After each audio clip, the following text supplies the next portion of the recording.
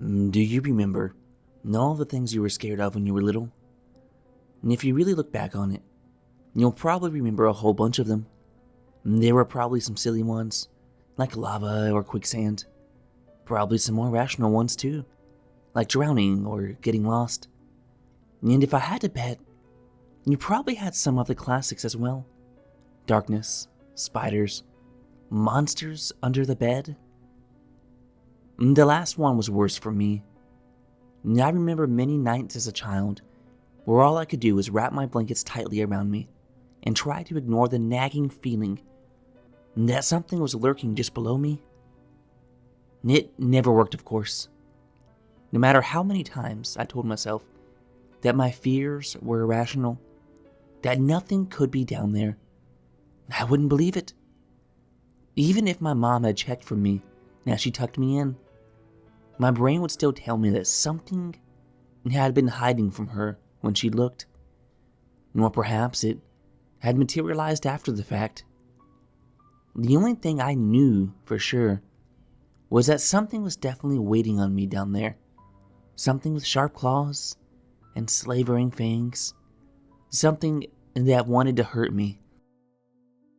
And of course, this made sleep for me all but impossible. And every time my eyes would start to drift closed, I would start to hear little sounds. Nothing significant. Just a gentle tap, nor a scratch, nor a shuffle in the darkness. But to a child's frightened mind, those sounds constituted proof of everything I'd been afraid of. Every teeny sound was a sign.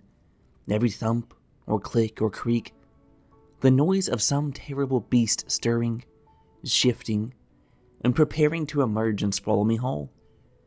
And these thoughts lessened as I grew older. And after all, these fears were for babies. And anyone who still believed in monsters under the bed at the ripe age of 10 was immature, a silly, scaredy cat. And that's what my friends told me anyways. But no matter how hard I tried, I couldn't get over my phobia completely. There were still a few nights a month where the fear would reawaken, and I would pull myself out of bed the next morning, bleary, exhausted, hoping for a miracle solution. And that solution came when I was 13. My parents, giving in to my constant begging, had finally gotten me a phone. And it was junky, having belonged to my grandma for a number of years before being passed down, and it had very limited capabilities, but it was mine. And it was one day, while messing around with a stupid photo booth app, that I came up with my ingenious solution. And whenever I was scared that something was under my bed, I would simply take a photo of it. And that way, if there was something down there, I would be able to see it and get help. But if there was nothing, which would almost certainly always be the case, I would be able to put my mind at ease and go to sleep, comfortable in the knowledge that no boogeyman would jump out and get me if I did. This method worked wonders. Night after night, when the creeping suspicion would start to sneak into my tired brain, I would switch on the flash, reach my hand over the side of the bed, and snap a quick picture from the safety of my mattress, and when that picture inevitably turned up empty, my fears would be alleviated, and I would drift off right to sleep. And over the years, I eventually stopped having to take the pictures altogether. And after all, I had seen dozens of empty photos, night after night after night, and there had never once been anything to worry about in any of them. Finally, I'd come to accept those little noises for what they really were, just noises. And by the time I reached college, I no longer had to use my camera at all, which was probably for the best. And after all, the habit would have been difficult to explain to my roommates. Since then, I've graduated college, started my career, and moved away from home. I have my very own house, now in a nice suburban town, and though I live alone, I felt completely safe.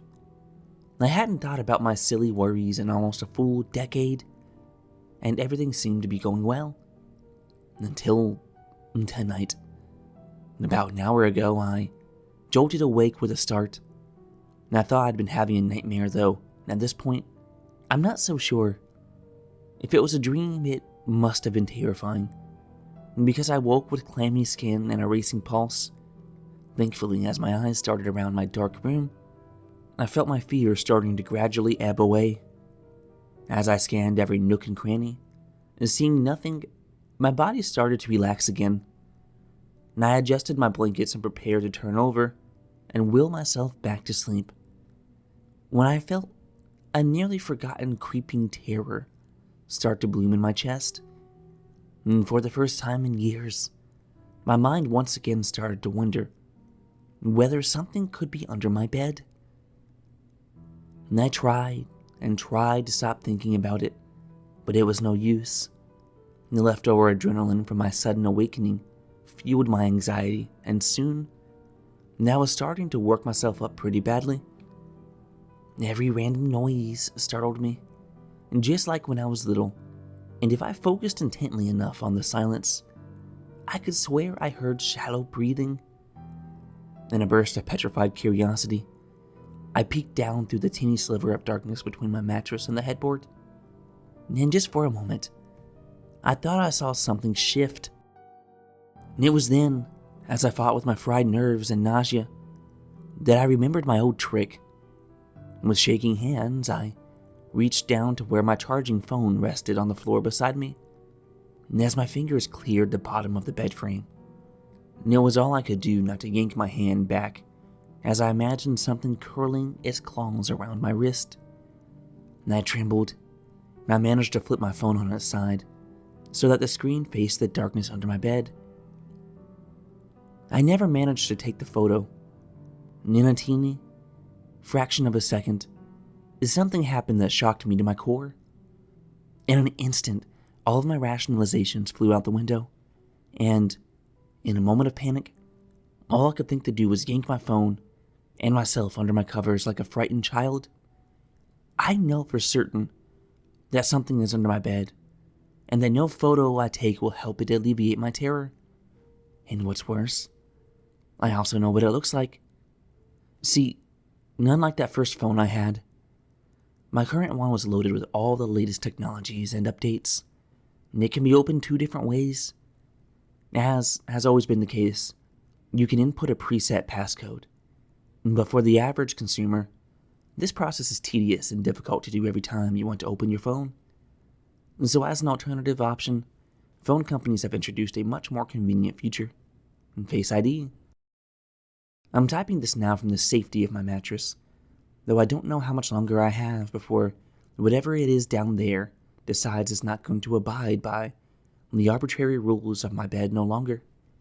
I don't know what it wants, but I'm certain that whatever it plans to do will not end well for me, and I can't bear to make a run for it because from the second I turned that phone over to face the inky abyss and watched the little padlock at the top of the screen flip open, I knew for sure there's something under my bed, and it looks just like me.